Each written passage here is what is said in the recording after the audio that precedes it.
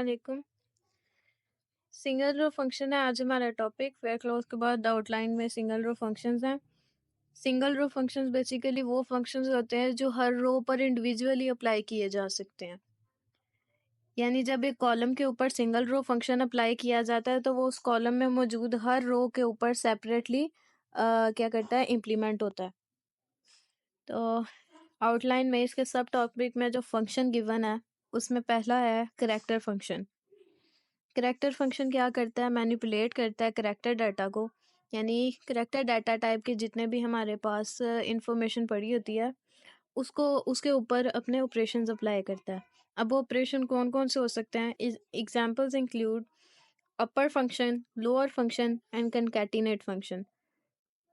अपर function क्या करेगा कि अगर आपके पास कोई कॉलम है और उस कॉलम के अंदर नेम्स गिवन है और नेम्स इस तरह से गिवन है कि फर्स्ट लेटर कैपिटल है और बाकी सारे छोटे हैं, तो वो क्या करेगा कि वो सारों को लोअर में कन्वर्ट कर कैपिटल में कन्वर्ट कर देगा, सारे ही कैपिटल हो जाएंगे। और इसी तरह लोअर फंक्शन क्या करेगा, सारों को लोअर में कन्वर्ट कर देगा। और कंकैटिनेट फंक्शन क्या करेगा, कंकैटिनेट फंक्शन के यूज़ करने के लिए बेसिकली हमारे पास दो कॉलम्स होने चाहिए और ये काम करता है कि दोनों कॉलम्स को मर्ज कर देता है। जैसे कि हमने पिछली वीडियो में एक यूज़ भी किया था और इसका ऑपरेटर भी देखा था।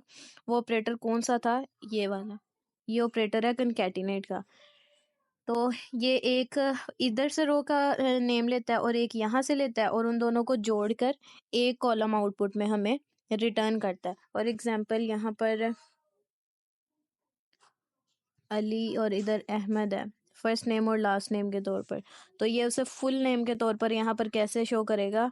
अली अहमद। तो ये सारा इकट्ठा ऐसे कंकैटिनेट करके हमें रिटर्न करेगा।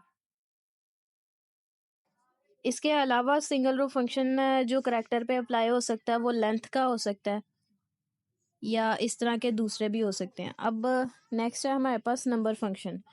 नंबर फंक्शन हमारे पास क्या काम करते हैं? It operates on numeric data. ये न्यूमेरिक डाटा के ऊपर फंक्शंस अपने अप्लाई करते हैं।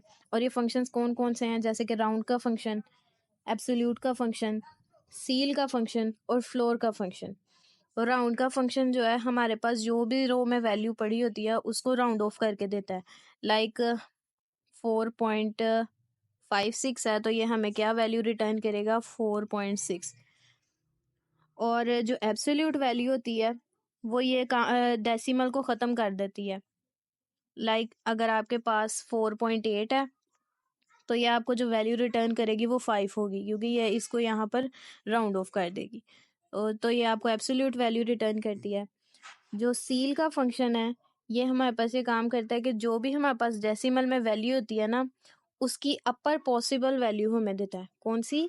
अपर पॉसिबल वैल्यू। अब 4.5 की अपर पॉसिबल वैल्यू क्या है? 5, क्योंकि 4.5 से बड़ा 5 हो सकता है। और जो फ्लोर है ये लोअर पॉसिबल वैल्यू देता है, यानी कि 4.5 से लोअर कौन सी हो सकती है? 4 हो सकती है। तो ये अपर, अगर सील का फंक्शन यूज़ करेंगे तो हमारे पास ये आंसर आएगा और अगर फ्लोर का फंक्शन यूज़ करेंगे तो हमारे पास ये आंसर आएगा। ठीक है। नेक्स्ट हमारे पास जो फंक्शन है वो है डेट का फंक्शन। अब ये क्या करता है? ये करता है हैंडल डेट को और टाइम डाटा को। डेट और टाइम डाटा बहुत ज़्यादा हमारे पास ज़रूरी होते हैं क्योंकि सिस्टम के अंदर जो डेट वगैरह होती है, करंट जो टाइम इस वक्त चल रहा होता है उसको एग्जीक्यूट कराना थोड़ा मुश्किल होता है। और फिर इसलिए भी कि डेट लिखने के या टाइम लिखने के डिफरेंट फॉर्मेट्स होते हैं। तो यहाँ पर उन्होंने कुछ फंक्शंस दिए हैं, एक टू डेट का, एक मंथ्स बिटवीन का और एक सिस्टम डेट का। सिस्टम डेट का फंक्शन बेसिकली आपको सिस्टम की डेट प्रोवाइड करेगा। टू डेट का फंक्शन आपको जो करंट डेट होगी वो डेट प्रोवाइड करेगा। और मंथ्स बिटवीन का फंक्शन जो सा है, अगर आप कोई एरिया सेलेक्ट करते हैं, यानी ईयर्स दो सेलेक्ट कर लें बेशक आप, यानी मैं कहती हूँ 1991 से लेकर अभी तक, तो ये बताएगा कि कितने महीने हैं इन दोनों के दरमियान, इन दोनों ईयर्स के दरमियान। तो ये इस तरह के कुछ फंक्शंस आपको परफॉर्म करके देते हैं। नेक्स्ट आपके पास टाइप कन्वर्जन फंक्शंस हैं। टाइप कन्वर्जन फंक्शन से आपको पता लग जाना चाहिए कि ये कन्वर्ट करता है डाटा टाइप्स को एक टाइप से दूसरे में। अगर नंबर है तो उसे करैक्टर में, करैक्टर है तो नंबर में। ये किस तरह कर सकते हैं हम? आस्की वैल्यूज़ को यूज़ करते हुए। तो ये बैकएंड पर आस्की वैल्यूज़ को यूज़ करके ये काम करते हैं।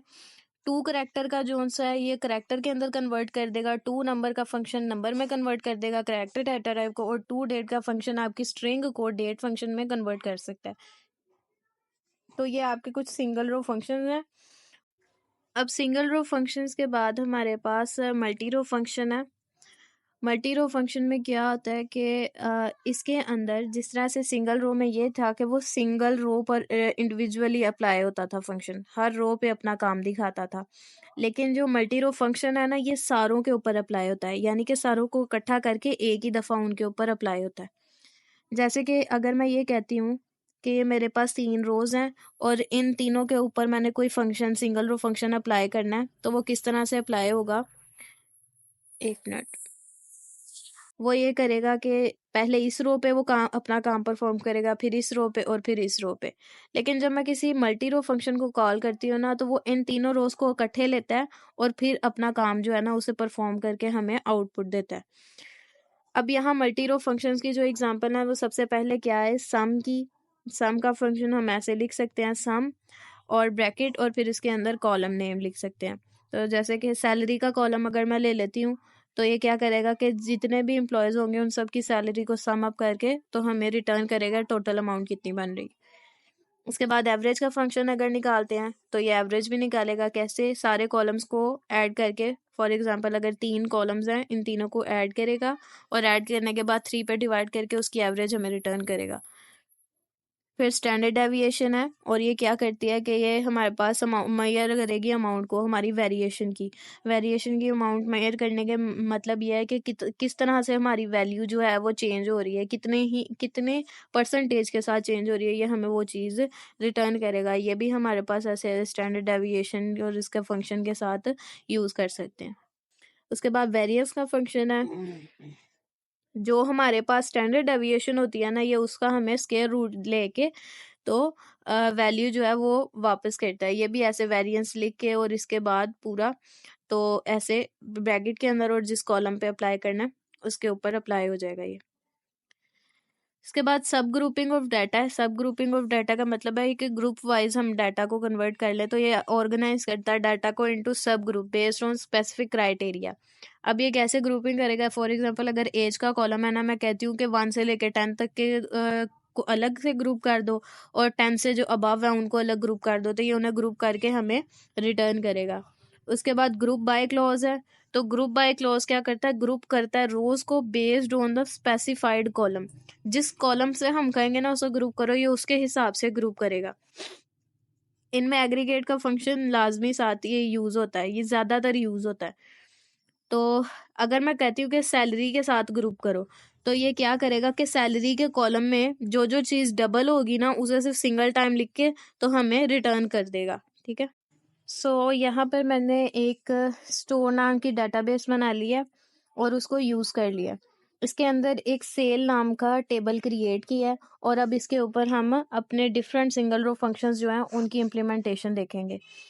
इसके अंदर कुछ वेरिएबल्स मैंने लिए हैं, एक सेल आईडी जो कि उसकी प्राइमरी की है, उसके बाद प्रोडक्ट नेम जिसकी डाटा टाइप वॉरचार है ताकि करेक्टर्स को हम यूज़ कर सकें। उसके बाद एक इंटीजर टाइप की क्वांटिटी ले लिया और डेसिमल टाइप में प्राइस ले लिया और सेल डेट में डेट ले लिया। बेसिकली आप देख सकते हैं कि इस फंक्शन के अंदर हर तरह की डाटा टाइप मौजूद है, इंटीजर भी है, करेक्टर भी है, डेसिमल टाइप भी है और डेट टाइप भी है, ताकि हम हर तरह की इम्प्लीमेंटेशन करके देख सकें।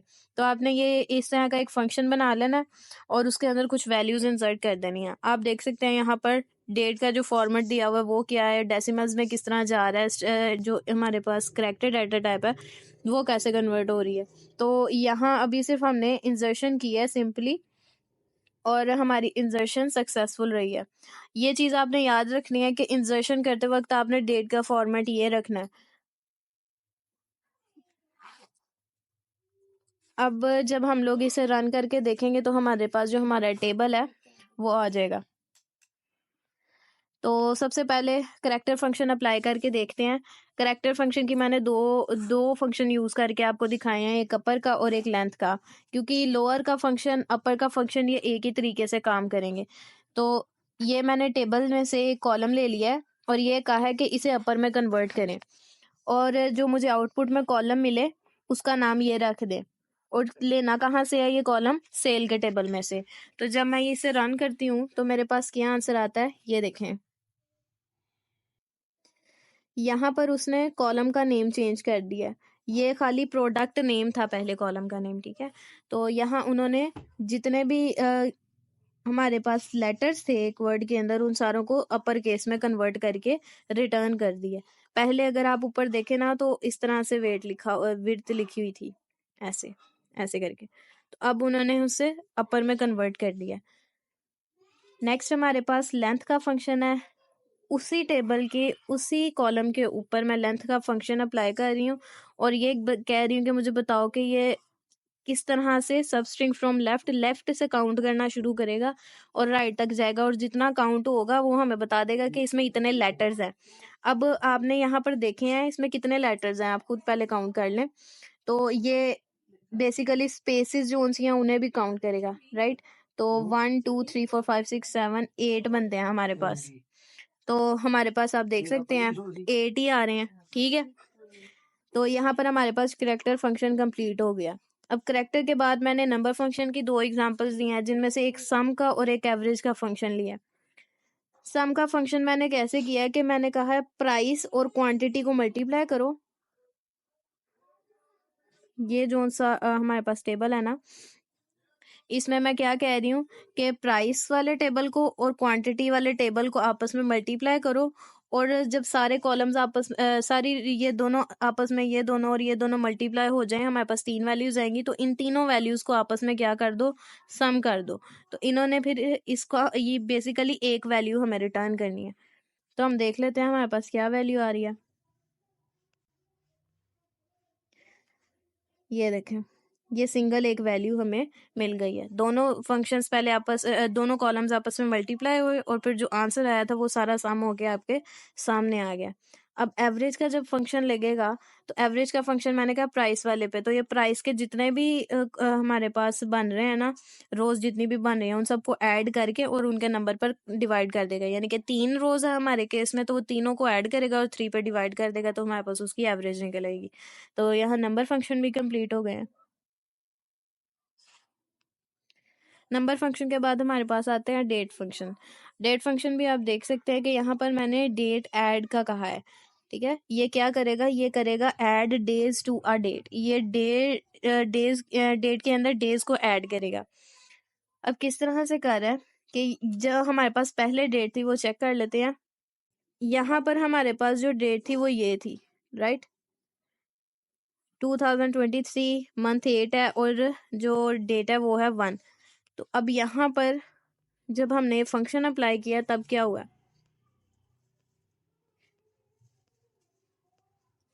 यहाँ पर मैंने ये कहा है कि आपने डेट ऐड करनी है, डे में 7 की इंसर्शन करनी है। यानी कि जो आपके पास पुरानी डेट थी ना उसमें 7 डेज ऐड करने हैं। 2023 थी, 08 था और उसके अंदर 01 था, 02 था और 03 था। अब ये कह क्या रहे हैं कि जो हमारे पास डेट डाटा टाइप की कॉलम मौजूद है ना, उसके अंदर डे में जाना है। अब डे कहाँ है, ये उसमें 7 ऐड करना है। यानी कि इन तीनों के अंदर क्या करना है, 7 ऐड करना है और फिर हमें इसे सेल डेट के तौर पर रिटर्न करना है। तो ये हमारे पास सेल डेट का जो कॉलम है वो कैसे रिटर्न हुआ है, ये देखें। 1 में 7 ऐड किया तो 8 आ गया, 2 में 7 ऐड किया तो हमारे पास यहाँ 9 आ गया और 3 में प्लस 7 किया तो 10 आ गया। तो ये तीनों हमें एज एन आउटपुट मिल गए हैं। तो ये बेसिकली एडिशन की है उन्होंने डेट की। उसके बाद इसकी जो एग्जांपल 2 है वो है गेट डेट। यानी कि करंट डेट जो आपके सिस्टम की होगी ना, ये वो आपको देगा खाली। यानी इसमें कोई कॉलम देने की ज़रूरत नहीं, क्योंकि आपने सिस्टम का टाइम लेना है। तो जब आप करंट डेट का या टाइम लेंगे तो वो आपको पूरा डेट भी और टाइम भी रिटर्न